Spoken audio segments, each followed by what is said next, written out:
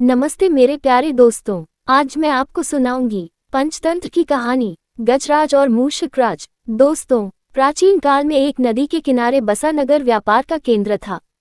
फिर आए उस नगर के बुरे दिन, जब एक वर्ष भारी वर्षा हुई।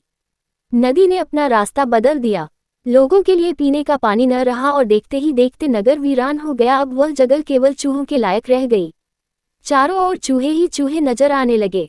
चूहों का पूरा साम्राज्य ही स्थापित हो गया। चूहों के उस साम्राज्य का राजा बना मूषकराज चूहा। चूहों का भाग्य देखो, उनके बसने के बाद नगर के बाहर जमीन से एक पानी का स्रोत फूट पड़ा और वह एक बड़ा जलाशय बन गया। नगर से कुछ ही दूर एक घना जंगल था। जंगल में अनगिनत हाथी रहते थे। उनका राजा गजराज नामक एक विशाल हाथी था। उस जंगल क्षेत्र में भयानक सूखा पड़ा। जीव जंतु पानी की तलाश में इधर उधर मारे मारे फिरने लगे। भारी भरकम शरीर वाले हाथियों की तो दुर्दशा हो गई। हाथियों के बच्चे प्यास से व्याकुल होकर चिल्लाने व दम तोड़ने लगे। गजराज खुद सूखे की समस्या से चिंतित था और हाथियों का कष्ट जानता था। एक दिन गजराज की मित्र चील ने आकर खबर दी कि खंडहर बने नगर के दूसरी ओर एक जलाशय है। गजराज ने सबको तुरंत उस जलाशय की ओर चलने का आदेश दिया। सैकड़ों हाथी प्यास बुझाने और उलते हुए चल पड़े। जलाशय तक पहुंचने के लिए उन्हें खंडहर बने नगर के बीच से गुजरना पड़ा। हाथियों के हजारों पैर चूहों को रौंदते हुए निकल गए। हजारों चूहे मारे गए। खंडहर नगर की सड़कें चूहों के खून मांस के कीचड़ से लथपथ हो गई। मुसीबत यही खत्म नहीं हुई। हाथियों का दल फिर उसी रास्ते से लौटा। हाथी रोज उसी मार्ग से पानी पीने जाने लगे। काफी सोचने विचारने के बाद मूषकराज के मंत्रियों ने कहा, महाराज, आपको ही जाकर गजराज से बात करनी चाहिए। वह दयालु हाथी हैं। मूषकराज हाथियों के वन में गया। एक बड़े पेड़ के नीचे गजराज खड़ा था। मूषकराज उसके सामने के बड़े पत्थर के ऊपर चढ़ा और गजराज को नमस्कार करके बोला। गजराज को मूषकराज का नमस्कार। हे महान हाथी, मैं एक निवेदन करना चाहता हूँ। आवाज गजराज के कानों तक नहीं पहुँच रही थी। दयालु गजराज उसकी बात सुनने के लिए नीचे बैठ गया और अपना एक कान पत्थर पर चढ़े मूषकराज के निकट ले जाकर बोला, नन्हे मियाँ, आप कुछ कह रहे थे, कृपया फिर से कहिए। मूषकराज बोला, हे गजराज, मुझे चूहा कहते हैं।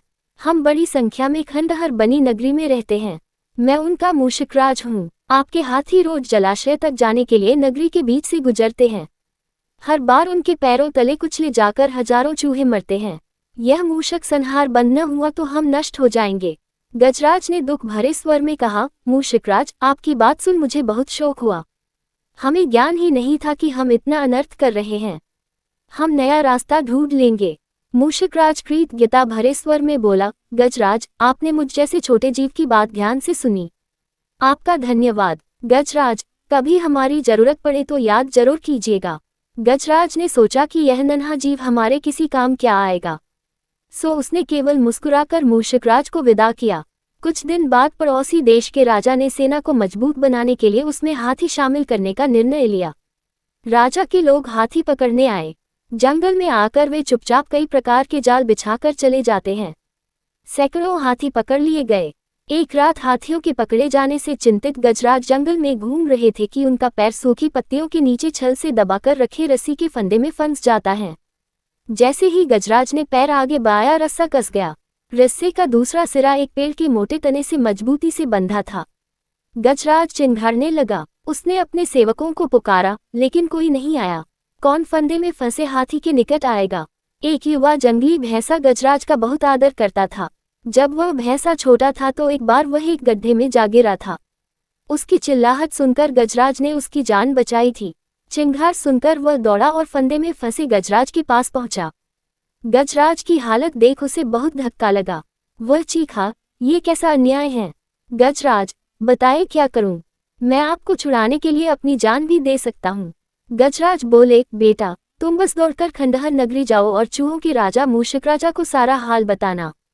उससे कहना कि मेरी सारी आस टूट चुकी है। भैंसा अपनी पूरी शक्ति से दौड़ा दौड़ा मूषकराज के पास गया और सारी बात बताई। मूषकराज तुरंत अपने 20-30 सैनिकों के साथ भैंसे की पीठ पर बैठा और वो शीघ्र ही गजराज के पास पहुंचे। चूहे भैंसे की पीठ पर से कूदकर फंदे की रस्सी कुतरने लगे।